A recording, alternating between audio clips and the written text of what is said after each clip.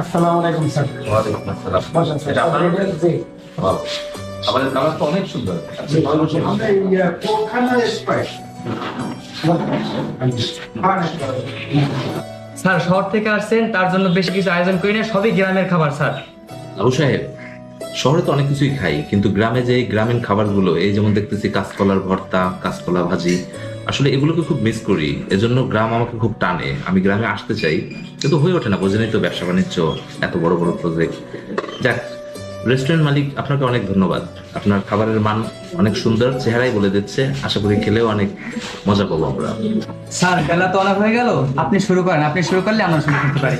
হ্যাঁ আবু সাহেব, সরাসরি চেয়ারম্যান সাহেব, নেন, নেন, নেন। জি, জি। ভাই